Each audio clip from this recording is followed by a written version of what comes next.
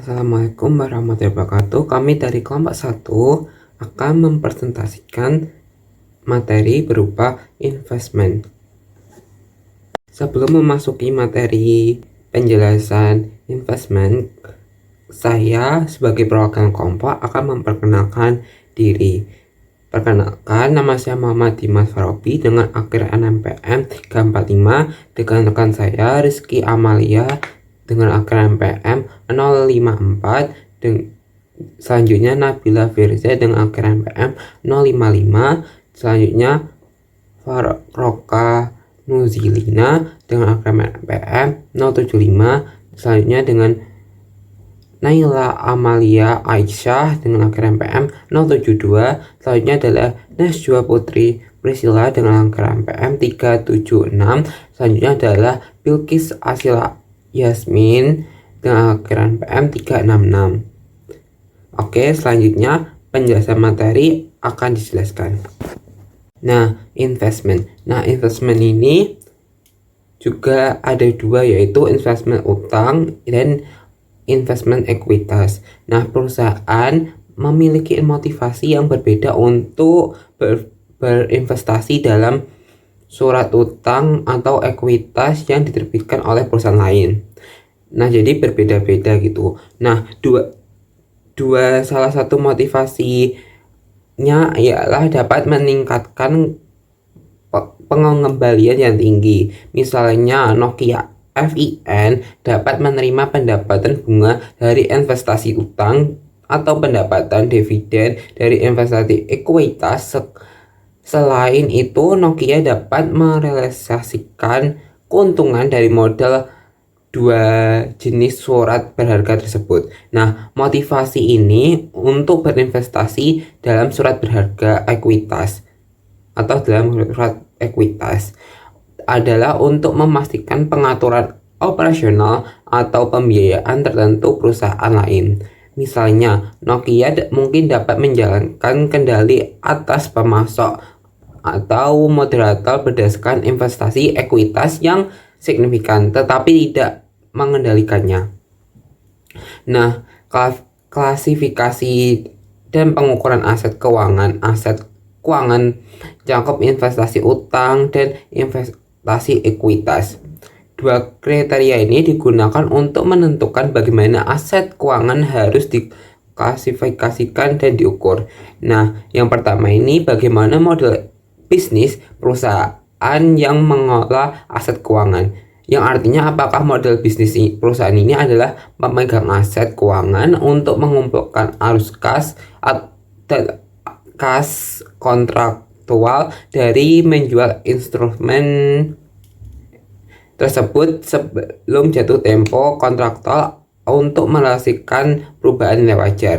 Nah, yang kedua adalah bagaimana karakteristik arus dan kontrak dari investasi keuangan. Artinya, apakah ketentuan kontrak dari aset keuangan tersebut menghasilkan arus kas pada tanggal tertentu yang hanya merupakan pembayaran pokok dan bukan atas jumlah pokok yang terutama. Nah, selanjutnya adalah debt investment. Nah, debt investment ini perusahaan mengukur investasi utang pada biaya diamortisikan atau nilai wajar. Nah, yang selanjutnya adalah amortasi cost debit. Nah, investasi that means to criteria described above the company plans to hold them to collect contract cash flow. Jadi, investasi ini mempertemukan dua kriteria untuk mendeskripsikan perusahaan tentang cash flows. Are mentioned the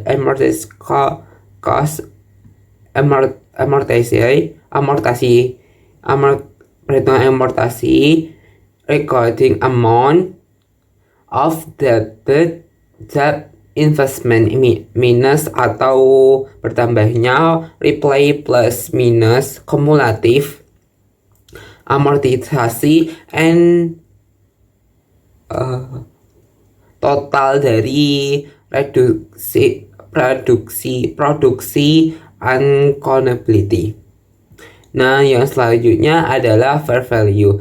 Nah, fair value tersebut adalah nilai wajar. Nah, investasi utang yang tidak memenuhi salah satu kedua kriteria ini diukur dan dilaporkan nilai wajar. Nilai wajar adalah jumlah di mana suatu aset dapat dipertukarkan antar pihak-pihak yang dipertahuan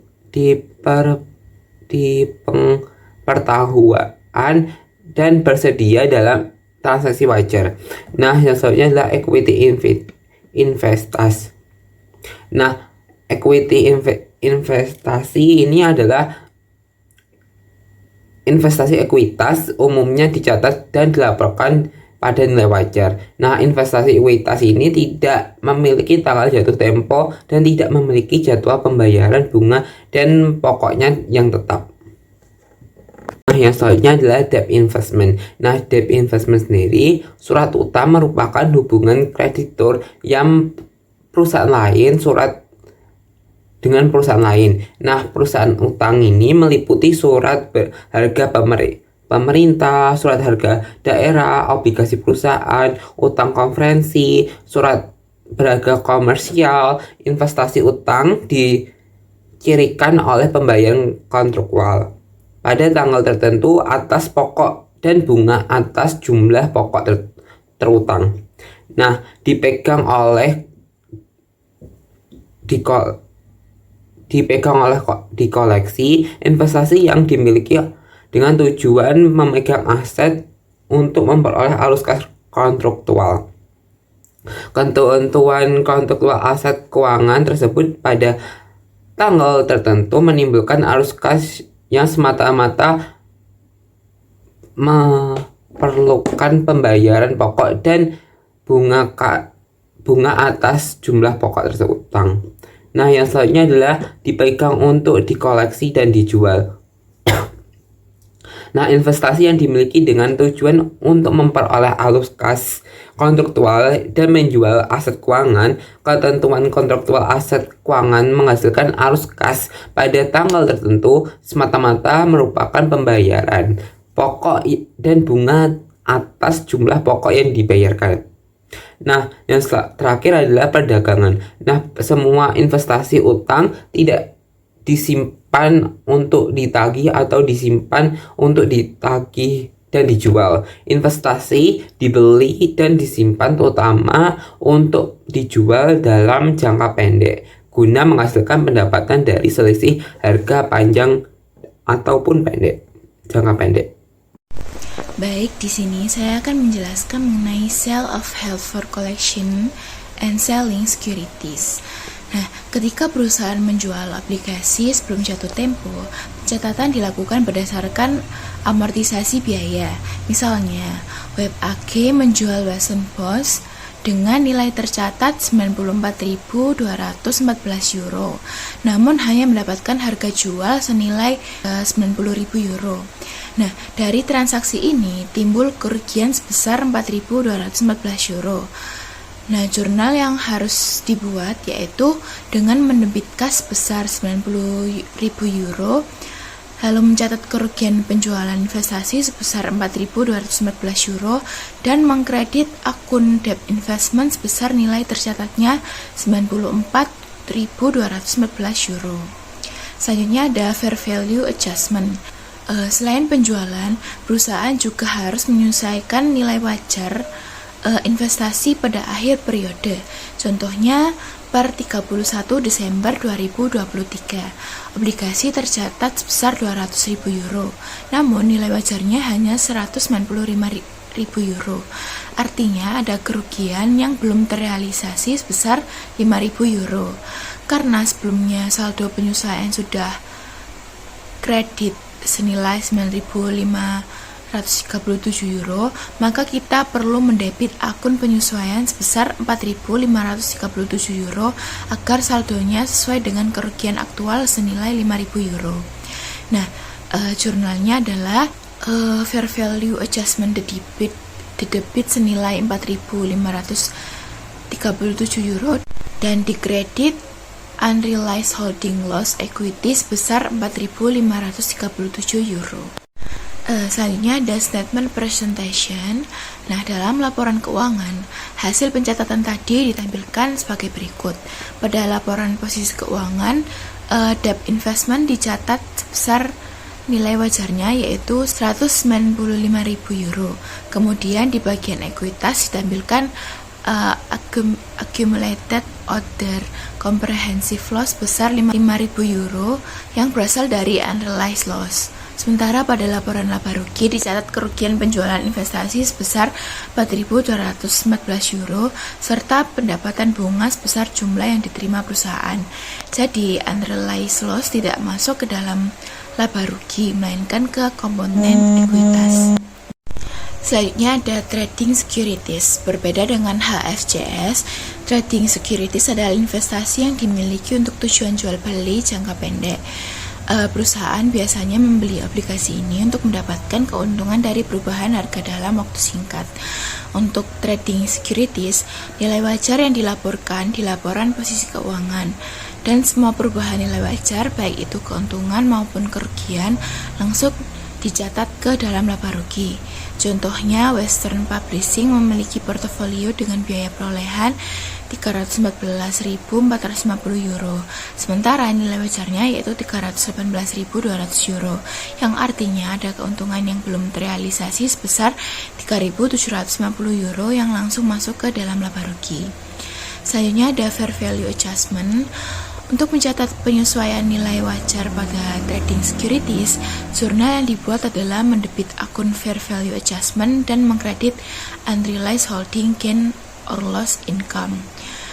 Dan begitu laporan keuangan akan menampilkan debt investment di posisi nilai wajarnya, sementara perubahan nilai dicatat di dalam laporan laba rugi.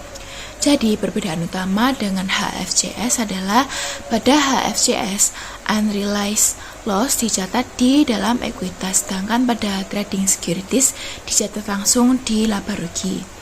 Selanjutnya ada fair value option. Dalam beberapa kasus, perusahaan bisa memilih menggunakan fair value option, yang artinya meskipun investasinya awalnya termasuk HFCS, perusahaan boleh mencatatnya berdasarkan nilai wajar. Tujuannya biasanya untuk mengatasi mismatch, misalnya jika ada kewajiban terkait yang juga diukur dengan fair value. Contohnya Hardy AG, obligasi tercatat senilai 100.000 euro dengan nilai wajarnya 113.000 euro. Ada keuntungan yang belum terrealisasi sebesar 13.000 euro yang dicatat langsung ke dalam laba rugi. Jurnalnya adalah dengan mendebit debt investment senilai 13.000 euro dan mengkredit unrealized holding gain or loss income senilai 13.000 euro. Nah, materi selanjutnya yaitu mengenai investasi ekuitas non perdagangan. Investasi ekuitas non perdagangan adalah pembelian saham di perusahaan lain yang tujuannya itu bukan untuk dijual cepat, melainkan untuk disimpan. Nah, ada perbedaan dengan investasi ekuitas biasa. Yang pertama itu kalau saham untuk diperdagangkan, keuntungan atau kerugiannya itu dicatat langsung di laporan laba rugi. Sedangkan untuk saham non perdagangan, keuntungan atau kerugian yang belum direalisasi atau belum dijual itu dicatat di laporan pendapatan komprehensif lain atau disebut OIC. Dan bukan dicatat di laporan laba rugi. Nah, untuk perlakuan akuntansi mengenai investasi ekuitas dan perdagangan saat membeli saham itu dicatat sebesar biaya perolehan. Nah, pada saat pembelian, harga yang dibayar adalah nilai nyata yang pasti. Belum ada untung atau rugi karena saham tersebut tuh belum diperdagangkan lagi. Nah, akuntansi selalu mencatat transaksi pada nilai historis ketika pertama kali terjadi. Nah, lalu saat menerima dividen itu akan diakui sebagai pendapatan dividen di laba rugi. Nah, dividen adalah penghasilan yang benar-benar diterima. Ini tuh merupakan hak pemegang saham atas laba yang sudah dibagikan oleh perusahaan investor. Karena sudah direalisasi, maka logis kalau masuk ke laporan laba rugi sebagai pendapatan. Nah, setiap akhir periode nilai investasi itu disesuaikan ke nilai wajar. Nah, untuk selisih itu dicatat di OCI. Nah, selisih dicatat di OCI itu karena harga saham di pasar selalu berubah, sehingga nilai investasi itu bisa naik atau turun. Nah, perubahan nilai ini itu disebut keuntungan atau kerugian belum direalisasi karena saham tersebut itu belum dijual. Nah, jika semua perubahan nilai ini itu langsung masuk ke laba rugi, maka laba rugi perusahaan akan jadi fluktuatif atau naik turun hanya karena harga pasar, bukan karena kinerja operasional. Nah, untuk menjaga laporan laba rugi itu tetap fokus pada kinerja usaha utama, standar akuntansi mengarahkan perubahan nilai wajar ini ke OCI atau pendapatan komprehensif lain, bukan ke laba rugi. Nah, jika dijual itu harus disesuaikan dulu ke nilai wajar, baru dicatat hasil penjualannya. Karena prinsip akuntansi itu mengharuskan investasi dicatat pada nilai wajar terbaru agar laporan keuangan itu mencerminkan kondisi yang sebenarnya saat dijual. Jadi perlakuan ini tuh bertujuan agar laporan keuangan tuh objektif, relevan, dan stabil. Selanjutnya terdapat kepemilikan saham antara 20% dan 50%. Nah, kepemilikan yang kurang dari 20% itu artinya perusahaan hanya pemegang minoritas kecil sehingga tidak punya pengaruh terhadap perusahaan yang diinvestasikan. Pelakuan akuntansinya itu dicatat dengan nilai wajar. Sedangkan dividen yang diterima itu masuk ke laba rugi sebagai pendapatan dividen. Kalau investasi perdagangan, untung atau ruginya akan dicatat di laba rugi, sedangkan investasi non perdagangan, untung atau ruginya akan dicatat di OCI. Nah, untuk kepemilikan 20% sampai 50%, itu artinya perusahaan punya pengaruh signifikan, misalnya bisa duduk di dewan direksi, ikut kebijakan, dan ada transaksi besar antar perusahaan. Nah, metode akuntansi yang dipakai adalah metode ekuitas. Investasi awal itu dicatat sebesar biaya perolehan. Nah, setelah itu nilai investasi itu disesuaikan dengan bagian laba atau rugi dari perusahaan yang diinvestasikan. Nah, jika investor atau perusahaan yang diinvestasikan itu untung, maka nilai investasi itu naik, begitupun sebaliknya. Nah, untuk kepemilikan yang lebih dari 50%, artinya perusahaan memiliki sebagian besar saham dengan hak suara di perusahaan lain, sehingga otomatis menjadi pemegang kendali utama. Dengan kepemilikan mayoritas ini, perusahaan bisa mengatur kebijakan, memilih direksi, dan menentukan arah bisnis perusahaan yang diinvestasikan. Dalam akuntansi, perusahaan yang memiliki lebih dari 50% itu disebut induk atau parent company. Nah, sedangkan perusahaan yang dikuasai itu disebut anak perusahaan atau subsidiary. Nah, metode akuntansi yang dipakai itu adalah konsolidasi. Baik, di sini saya akan menjelaskan mengenai order reporting issue. Selain isu dasar dalam akuntansi, investasi pada surat berharga utang, dan ekuitas, ada beberapa isu pelaporan penting lainnya. Yang pertama ada impairment of value atau penurunan nilai. Sama seperti piutang di bab 7, perusahaan menggunakan expected credit loss model untuk mengukur penurunan nilai. Setiap investasi yang dicatat pada biaya diamortisasi harus dievaluasi di setiap tanggal pelaporan. Apakah nilainya menurun? Jika nilai wajar lebih kecil, nilai tercatat secara permanen karena kebangkrutan, maka dilakukan write down menjadi rugi terrealisasi atau realized loss yang masuk ke laba rugi. Untuk diinvestasi ekuitas, penurunan nilai diukur sebagai lower of cost or fair value. Cycling adjustment atau penyesuaian daur ulang. Ketika perusahaan melaporkan keuntungan atau kerugian yang belum direalisasi pada order compression income atau OCI, lalu kemudian terrealisasi, maka perlu dilakukan recycling ke laba rugi atau net income. Misalnya, investasi diklasifikasikan sebagai held for collection and selling.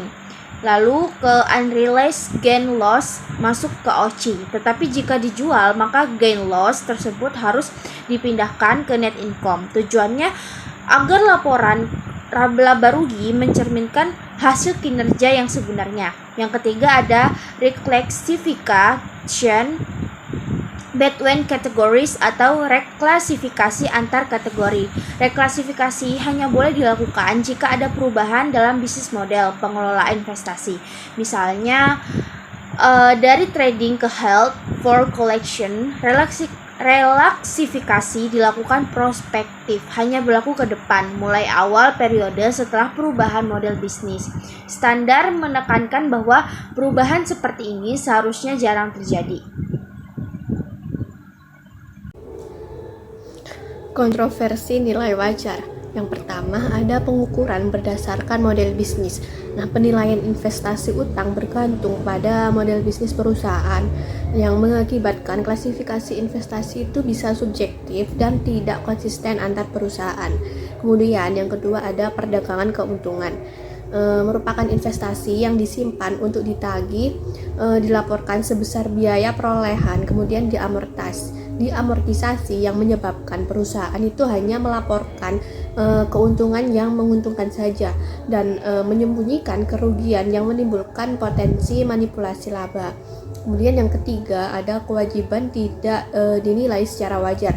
Nah, apabila perusahaan itu melaporkan investasi pada aset wajar, maka kewajiban juga harusnya wajar. Nah, karena jika hanya mencatat perubahan nilai aset, maka pendapatan dan ekuitas bisa menjadi sangat fluktuatif. Definisi derivatif. Nah, derivatif itu merupakan instrumen keuangan yang nilainya bergantung pada aset dasar seperti saham, obligasi, komoditas, dan indeks. Nah, jadi derivatif ini bukanlah aset nyata, tetapi berupa kontrak atau alat keuangan yang nilainya mengikuti pergerakan harga aset lain. Kemudian ada spekulan dan arbitrase. Nah, spekulan merupakan pihak yang mengambil resiko dengan membeli atau menjual kontrak derivatif untuk mencari keuntungan dari perubahan harga.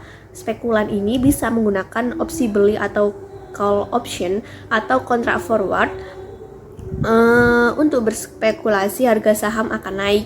Nah, kemudian ada arbitrase. Nah, arbitrase itu adalah strategi memanfaatkan perbedaan harga di dua pasar atau lebih untuk memperoleh keuntungan yang cepat, aman, dan beresiko kecil.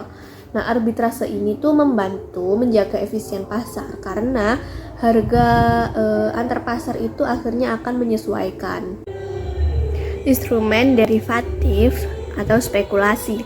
Nah, perusahaan itu bisa menggunakan opsi beli atau call option untuk mendapatkan keuntungan dari kenaikan harga saham dengan opsi beli dengan memberi hak untuk membeli saham pada harga tertentu atau strike price, tetapi tidak mewajibkan. Nah, pembayaran awal disebut juga dengan premi opsi.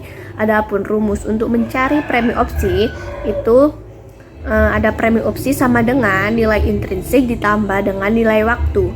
Nah, nilai intrinsik itu merupakan selisih antara harga pasar dan harga kesepakatan yang telah ditetapkan pada suatu waktu. Kemudian ada nilai waktu. Nah, nilai waktu ini mencerminkan kemungkinan bahwa opsi tersebut itu memiliki nilai wajar lebih besar dari 0. Instrumen keuangan derivatif memiliki 3 karakteristik dasar, yaitu yang pertama, instrumen tersebut itu memiliki underlying. Nah, underlying itu suku bunga tertentu, harga sekuritas, harga komoditas, indeks harga atau suku bunga atau variabel yang terkait pasar lainnya. Kemudian yang kedua itu ada instrumen tersebut itu memerlukan sedikit atau tidak ada investasi pada awal kontrak. Nah, contohnya itu perusahaan itu cukup membayar premi kecil untuk memperoleh hak membeli saham. Nah, jumlahnya itu jauh lebih rendah dibandingkan jika langsung membeli saham tersebut secara penuh. Kemudian yang ketiga ada instrumen akan diselesaikan pada tanggal yang akan datang. Nah, opsi ini tuh memiliki syarat berupa periode pelaksanaan dengan harga yang telah ditentukan. Nah, dalam penyelesaian neto, pemegang opsi itu dapat memilih menerima selisih nilai secara tunai tanpa melakukan transaksi aset yang mendasarinya. Nah, selanjutnya di sini saya akan menjelaskan derivatif used for hedging atau derivatif digunakan untuk hedging atau lindung nilai. Nah, hedging itu sendiri itu adalah strategi perusahaan buat melindungi diri dari resiko. Misalnya itu karena perubahan suku bunga atau perubahan nilai tukar mata uang asing.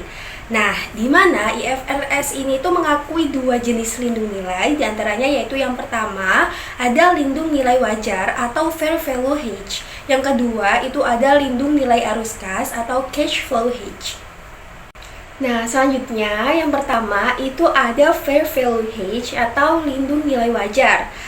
Di mana tujuannya itu untuk melindungi perubahan nilai wajar dari aset atau liabilitas yang sudah ada atau komitmen yang belum diakui. Nah, contoh gampangnya itu kalau perusahaan punya obligasi dengan bunga tetap, tapi nilai pasarnya itu bisa naik turun karena suku bunga berubah. Nah, perusahaan ini tuh bisa pakai derivatif buat lindungi nilai obligasi itu. Nah, selanjutnya yang kedua itu ada cash flow hedge atau lindung nilai arus kas. Di mana tujuannya itu cash flow hedge digunakan untuk melindungi perusahaan dari resiko ketidakpastian arus kas di masa depan. Misalnya itu pendapatan atau biaya yang jumlahnya bisa berubah-ubah karena faktor eksternal seperti nilai tukar atau suku bunga. Nah, untuk pelaporannya, nilai wajar derivatif dicatat di laporan posisi keuangan dan keuntungan atau kerugian dari lindung nilai tidak langsung masuk laba rugi, tapi terlebih dahulu dimasukkan ke ekuitas sebagai bagian dari Other Comprehensive Income atau OCI. Nanti baru dipindahkan ke laba rugi ketika transaksi dilindungi benar-benar terjadi. Nah, contoh sederhananya itu sebuah perusahaan ekspor impor khawatir nilai tukar mata uang itu akan berubah, sehingga penerimaan kas dari penjualan bisa berkurang. Nah, untuk mengatasi hal ini, perusahaan itu menggunakan instrumen derivatif agar arus kas itu tetap stabil meskipun nilai tukar berubah. Nah, selanjutnya ada masalah pelaporan lainnya. Di mana di akuntansi derivatif ada juga masalah pelaporan lain yang perlu diperhatikan. Di mana yang pertama itu adalah embedded derivative atau derivatif tertanam. Nah, ini itu terjadi ketika derivatif ada di dalam instrumen keuangan lain sehingga membentuk instrumen hybrid. Contohnya itu adalah obligasi konversi, di mana obligasi ini tuh punya dua bagian, yaitu yang pertama bagian hutang yang disebut dengan host security, dan juga yang kedua ada opsi untuk mengubah obligasi menjadi saham biasa yang disebut embedded derivative. Nah, dengan kata lain, obligasi konversi adalah instrumen gabungan antara hutang dan opsi. Nah, selanjutnya yang kedua itu ada qualifying hedge criteria atau kriteria lindung nilai yang memenuhi syarat. Di mana selain itu, kalau perusahaan mau menerapkan akuntansi khusus untuk lindung nilai, itu ada beberapa syarat yang harus dipenuhi. Di antaranya yaitu yang pertama, harus ada dokumentasi yang jelas, manajemen resiko, dan penunjukan formal hubungan lindung nilai. Yang kedua, itu hubungan lindung nilai harus efektif, artinya itu benar-benar bisa mengimbangi resiko yang dilindungi. Dan yang terakhir, yang ketiga, perusahaan nilai wajar atau arus kas harus punya dampak terhadap laba yang dilaporkan perusahaan. Nah, kalau ketiga syarat ini tidak dipenuhi, maka perusahaan itu tidak boleh menggunakan akuntansi khusus lindung nilai. Selanjutnya ada ringkasan akuntansi derivatif. Nah, kalian bisa lihat tabel yang ada di PPT, di mana tabel ini tuh menunjukkan perbedaan penggunaan derivatif dalam akuntansi. Di mana ada 3 jenis utama, diantaranya yaitu yang pertama ada speculation atau spekulasi. Di mana dalam spekulasi derivatif ini tuh dicatat pada nilai wajarnya dan keuntungan atau kerugian yang belum terrealisasi langsung masuk ke laba rugi. Untuk item yang dilindungi tidak ada pencatatan khusus karena memang tujuan spekulasi ini tuh hanya mencari keuntungan. Contoh penggunaannya itu adalah call option atau put option pada saham. Nah, selanjutnya yang kedua yaitu ada fair value hedge atau lindung nilai wajar. Nah, di sini derivatif juga dicatat pada nilai wajarnya. dengan keuntungan atau kerugian langsung masuk ke laba rugi. Nah, bedanya untuk item yang dilindungi seperti aset atau liabilitas juga dicatat perubahan nilainya di laba rugi. Jadi, baik derivatif maupun item lindung nilainya sama-sama masuk ke laba rugi. Contohnya itu perusahaan menggunakan put option untuk melindungi nilai persediaan dari resiko harga turun. Selanjutnya yang ketiga yaitu ada cash flow hedge atau lindung nilai arus kas. Nah, untuk jenis ini derivatif dicatat pada nilai wajarnya, tapi keuntungan atau kerugian belum terrealisasi masuk dulu ke other comprehensive income atau OCI, bukan langsung ke laba rugi. Nanti ketika transaksi yang dilindungi itu benar-benar mempengaruhi arus kas, baru dipindahkan ke laba rugi. Sementara item lindung nilainya dicatat sesuai IFRS yang berlaku. Contohnya itu adalah penggunaan futures contract untuk melindungi harga pembelian persediaan yang diproyeksikan di masa depan. Jadi perbedaan utama di antara ketiganya ada pada tujuan penggunaan derivatif dan cara pencatatannya dalam laporan keuangan. Pada bagian ini kita membahas comprehensive hedge accounting example. Fokus utamanya adalah bagaimana perusahaan menggunakan instrumen derivatif, khususnya swap untuk melakukan lindung nilai. Swap dipilih karena lebih fleksibel dan bisa digunakan untuk jangka panjang dibandingkan dengan opsi atau futures yang biasanya hanya untuk jangka pendek. Kemudian jenis swap. Jenis swap yang paling umum digunakan adalah interest rate swap. Dalam kontrak ini, satu pihak membayar bunga tetap sementara pihak lain membayar bunga variabel. Dengan cara ini, perusahaan dapat menyesuaikan profil risikonya terhadap perubahan suku bunga. Kemudian fair value hedge. Dalam akuntansi, transaksi swap ini biasanya dikategorikan sebagai fair value hedge, artinya yang pertama derivatif, yaitu swap dicatat berdasarkan nilai wajar. Kemudian item yang dilindungi misalnya obligasi atau pinjaman juga disesuaikan ke nilai wajar. Setiap keuntungan atau kerugian dari kedua sisi ini langsung diakui di laporan laba rugi. Ada juga efek pelaporan. Efek dari pendekatan ini adalah keuntungan dan kerugian saling meniadakan. Dengan begitu, laporan laba rugi akan lebih mencerminkan kondisi ekonomi perusahaan yang sebenarnya, yaitu bahwa risiko perubahan nilai sudah dilindungi dengan instrumen derivatif. Ada juga manfaat. Manfaatnya dari penggunaan fair value hedge ini adalah laporan keuangan menjadi lebih transparan. Investor dan pengguna laporan bisa melihat bagaimana risiko perusahaan dikelola. Informasi yang disajikan juga lebih relevan dibandingkan hanya menggunakan biaya historis. Ada juga tantangannya, namun ada juga tantangan yang proses pencatatannya cukup kompleks, memerlukan biaya implementasi yang besar, dan seringkali menimbulkan fluktuasi laba rugi karena adanya keuntungan dan kerugian yang belum direalisasi. Meskipun demikian, IFRS tetap mendorong penggunaan fair value hedge karena dianggap lebih informatif bagi para pengguna laporan. Jadi inti dari comprehensive hedge accounting example ini adalah bahwa akuntansi melindungi nilai dengan swap memberikan gambaran yang lebih realistis mengenai posisi keuangan perusahaan walaupun pelaksanaannya cukup rumit.